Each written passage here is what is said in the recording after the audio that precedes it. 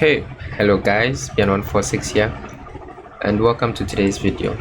So I'm going to pretend like it's not been 4 months, and I'm just going to welcome you to today's Blitz game. We are playing on the black side against the 1982 rated Lexoviorum. We started 1d4, 1c4. I think I can play a Nimzo. I don't remember that I've played a Nimzo thus far. Yeah, so I did take some time off. It's been like 4 months since my last video. Yeah, there were many reasons. Work primarily. I also had a few tournaments to play, had to prepare for, but I'll be getting some time off work within the coming months, so I should be able to make a few videos. And yeah, we'll see how it goes. So we are playing on the black side here, a normal QGD setup from the opening. He got his bishop out, he's played e3. Everything is going fairly smoothly. I'm trying to decide how to continue. One idea is just to go c6, knight d7, then later go b6, bishop b7, rook c8 and c5, develop like that.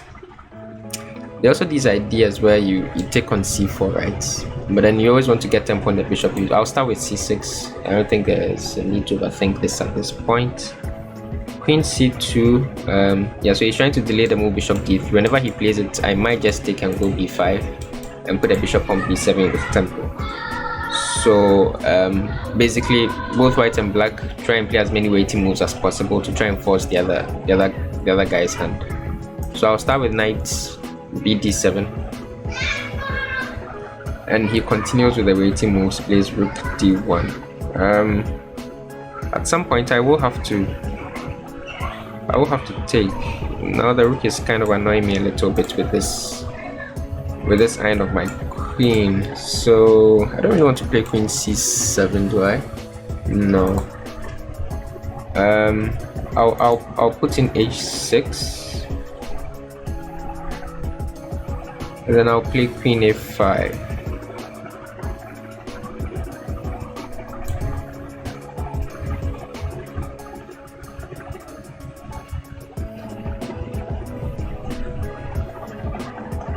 Now I think taking is actually fine, because I've already put my knight on d7, so I don't get a c6 square for my knight. But then he does play this, so I'll take now and play b5, like I mentioned earlier. Put the bishop on b7, put a rook on c8, and try and push for c5 as quickly as possible. So the bishop goes to b3. I'll put the bishop on b7. And I can already play c5, can't I? Because the queen protects the pawn on b5. Usually he has a bishop on this diagonal, but he moved it off, so the pawn on b5 suddenly isn't hanging anymore. Usually you'd have to play something like a6 before you can play c5, but if you can play c5 early, it should be better.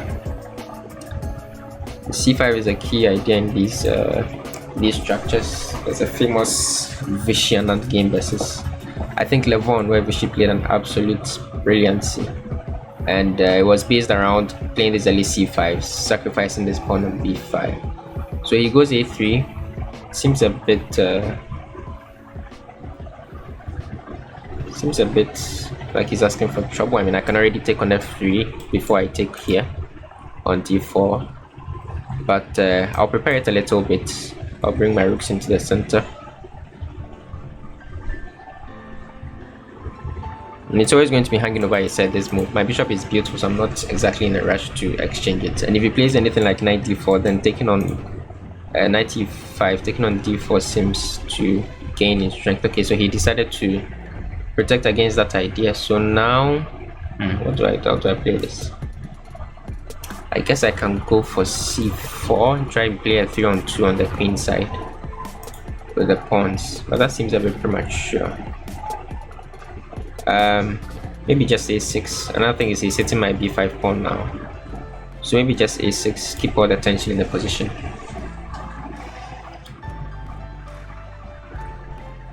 I should be equal now. I should also play a bit faster. I'm already down almost 2 minutes on the clock. haven't played any serious blitz in a while, so my already horrible clock management might have deteriorated further, if that is at all possible. Yeah, there are many ideas here. Oh, he decides to push. That's interesting. Very interesting. So can I not start with, if I start here, takes. Okay, that's not good. So if I take with a pawn, knight takes. Oh, my rook is hanging. I might overlook this. Okay, we'll take once. Knight takes, maybe we take with the bishop. I really don't like that I have to do this, so take with the bishop. Then bishop takes. At least I have this 3-on-2 in any endgame, right? So I can even just play like rook d8, and but if knight takes, rook takes is possible, bishop takes is possible, so I don't really want to. I can just play rook d8, I guess, and try and play with these 3 pawns in an endgame. It's not gone as well as I would have liked, but yeah, I still have something to play for, I guess. I probably should have taken on d4 earlier on, but it still looks very playable. So the bishop just steps back. What are my options? I can bring the knight somewhere and just trade down on the d4. I don't mind going into endgames now because I have this 3-on-2.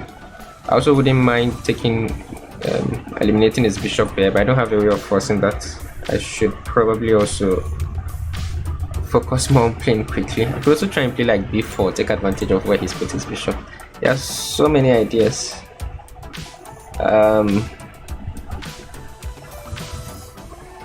Okay, so I'll start with c4.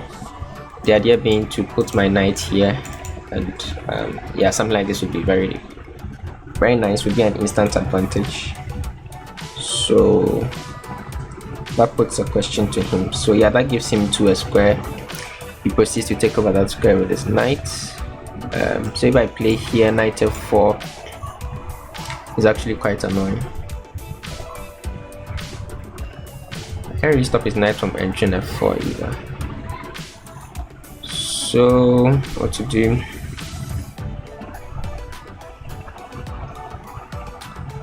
What to do? And I'm playing very slow. So let's play this one.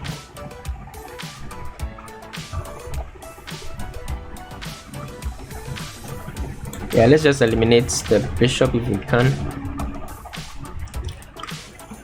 because now that pin is getting annoying. If the knight is going to get to f4, then I can't have that pin also existing.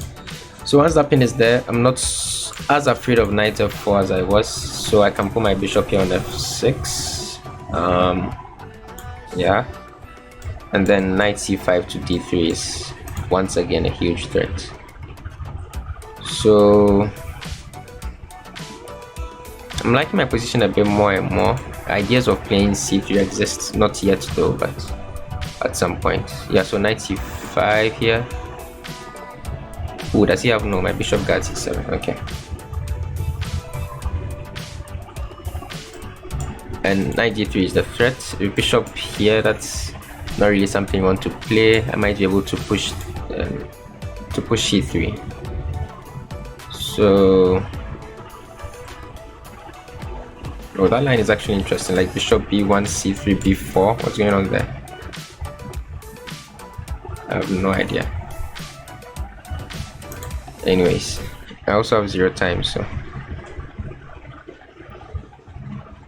don't exactly have the luxury of calculating things out. I guess bishop b1, there's also this idea of knight a4, piling a lot of pressure on this b2 pawn that can't really move comfortably. Okay, so he Yeah, it's my knight, which is a bit vulnerable, but okay, I guess I put my knight on d3. Ooh, but then rook takes is possible. No, I don't think it's great though, right? Because I get this pawn on d2, that might actually be annoying. So okay, he decides to go with this. Okay. I'm losing the thread. I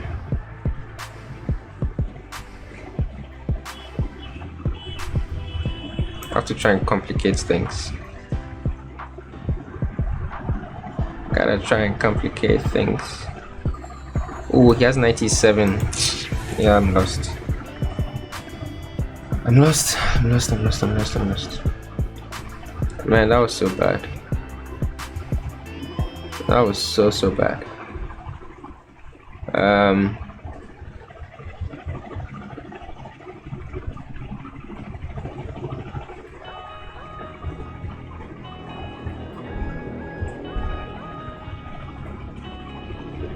Yeah, I just don't see a move. He just needs to go 97. I think he's just winning.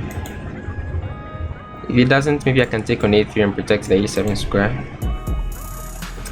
But this is not looking good. He even has like queen g4. Oof. This is all sorts of lost. Okay, kind of gives me a 10 there. I'll take the bishop. Oh, my bishop too is hanging. I missed that. Yeah, it's all kinds of lost this. Okay, so he finds 97 finally. I'll check him. I don't even know what I'm playing for now. Okay, I guess his rook is hanging. Could also have taken the bishop with check. Don't know that was any good.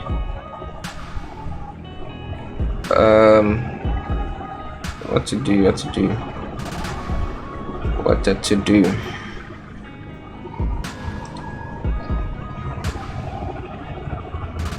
Okay, I guess I'll take the bishop now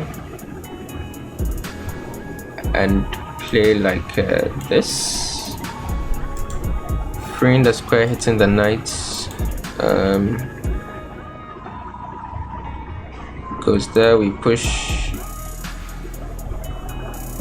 threatening absolutely nothing. But at least you have material now, right? So it takes, I can take as well. Like queen d6 coming in, knight c7, scary. Yeah, I don't really have much of a choice. Go there. I don't see a knockout though, that's the thing. Oof, that's a blunder. That is just a piece. Yay. Okay, so somehow we managed to win that game. That was a horrible game. That was so bad. Words cannot describe how bad that was. The opening was fairly okay. I mean, it was a normal QGD. c6, queen c2, knight d7 was all normal. Rook d1. I'm actually interested in what the book says here. So rook d1 is the most common move, waiting move, like I mentioned. Rook e8 is what black plays here. Also b6 with the idea of bishop c b7. I think I mentioned that. And also h6, which I went for. So h6, bishop h4 was played, and here b6 is the most common move. a6 is also played. I probably should have found a6. I went for queen a5, which has been played just 5 times. Not a very good score for black, so that's probably where I made my first error, going for this queen a5. I was just basically looking for moves, but he went for bishop d3 anyways, which probably made my decision not too bad. And after takes b5, yeah, I think I would have preferred to keep the bishop on this diagonal. Since I'm trying to push in c5, you try and slow me down as much as possible by making sure the b5 pawn hangs if I push c5 too quickly, right? By putting the bishop on this diagonal, although I mean, you can have some attacking chances towards the king, especially if you can combine it with like a knight e4, 5 or something like that. But then that never really materialized, and I was kind of allowed to play c5, I think, faster than I should have. Like, even here c5 is probably an okay move, right? Bishop a6, it's suggesting. Ooh, another consequence of him leaving a diagonal is I can take control over it. That's very interesting. But yeah, already better for black. So yeah, that sequence starting from bishop d3 probably wasn't the best for white. I played bishop e7 castles. I went for c5 first chance I got. He went for a3, and maybe here I really should have wrecked his pawn structure and then taken on d4, which I thought of. But I thought, you know, this bishop is so nice, I don't want to give it up. It ruins his skin safety a bit, but there's no direct way I can take advantage of that, primarily because my queen is all the way chilling over here on the queen side. If my queen are closer here, but then definitely you play this.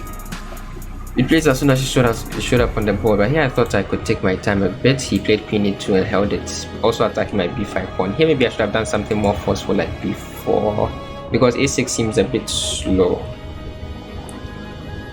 And it also allowed him to push this d5, which was just working, I think. So yeah, here it's probably swung back a bit more into white's favor. So it suggests that I go the immediate c5. I looked at this move, but I didn't like this, and yeah, I didn't have time to calculate complications like this. I mean, a move like this is not the first thing occurs to in Blitz. So yeah. But yeah, the 3-on-2, like I kept mentioning in the game, is also very nice. So you can definitely see where the machine is coming from. b4 is coming in.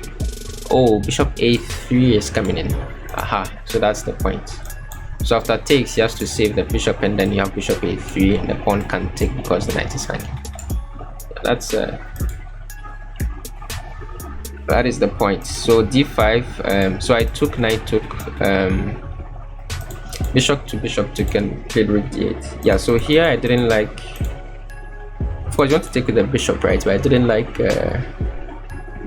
because his knight was hanging. He could just take here, and after this he had something like this, and I didn't want to see all this stuff. I guess I could play rook c7, but did not want to go down these lines. So I took first with the bishop. Then after bishop takes, just played rook d8. Again, taking with the knight would have entered the same similar lines, allowing his rook into my 7th. So here the bishop decided to go back to a2, which I think was a poor choice of a square. Now my 3-on-2 is very prominent, and after a few exchanges I should be comfortably better in many endgames. I went for the immediate c4. I don't know that it's great. Okay, the computer agrees. Yeah. Then knight d4. That's why I didn't really like c4 this early. It gave the knights all of this room to operate, and I had to kind of figure out how to do with this knight f4 idea. I couldn't allow the knight on f4 with the bishop still here, because then this guy is tender, this guy is tender, and it will be tough to defend. So I decided to resolve this spin with knight d5. He chose to go back. The bishop will come to f6. The knight came to f4. Knight c5. I feel like this is all fairly logical. And then after queen f3, it became slightly tactical, with me having less than 20 seconds on the clock, which is never a good idea. So yeah, the knight is hit twice basically, and it's not so easy to find a square for the knight. Eventually I went for knight d3, attempting to block this. Immediately after I played, I realized that he could take like this, and he gets 2 pieces for the rook, which materializes isn't bad, but the fact that I get this passed pawn, I think, gives me more than enough compensation. So I could take on b2 first, or I could just push first. I think it's savable. It's actually not so clear, right? White would easily be better here. White is just spinning here. Yeah, it's not so clear. The 2 pieces are strong, and you don't really ever force through, because you don't control this d1 square. You don't have a light square bishop, so you're never really threatened to promote that pawn. And you can get a few pawns here and try and hope for a long time endgame, but he has the bishop here, he has a knight around your king. So immediately you feel like there has to be some chances, right? Immediately even knight h6 is a threat. So yeah, if he had found this, that would have been quite bad. But fortunately he didn't. He played bishop b1, very meek. Although still a bit annoying, I can't take here because again my knight is hanging. So I took with the bishop. I just played the first move I saw. I didn't really have time to calculate anything. I feel like there had to be a lot of things that were better though. I didn't really like this move that he played, but it's not exactly obvious what I should do. I guess bishop b2 might not be horrible. Yeah, bishop b2 is one of the first few moves, and then queen b6. I know what that's all about. Anyways, so bishop took on b2. He took here with the bishop, and I played this knight c3, just trying to complicate things, because after this I didn't really see what I'm supposed to be doing. I guess the knight would have to come back. He'd have all these knight e7s already on the board. Yeah, I was just losing. I guess just losing. So after bishop takes, I decided to complicate things a little bit, try and confuse him, and I had just 7 seconds on the clock. Rook d2 happened, and then the pawn took knight e7, check happened, king went to h8, he took my rook. I played 92 check. The rook should just take, but he missed that his rook was just hanging, so I got the rook back. And all of a sudden I was a pawn up, but still probably lost because of my horrible king safety. But he didn't really find the right plan. Knight going to b6. I don't know, didn't really do much. I took away the bishop and then got some tempo on his knight, threatening to push the pawn. And I think that was enough to get me a winning advantage. So here I pushed d2, he took a pawn, I took a pawn.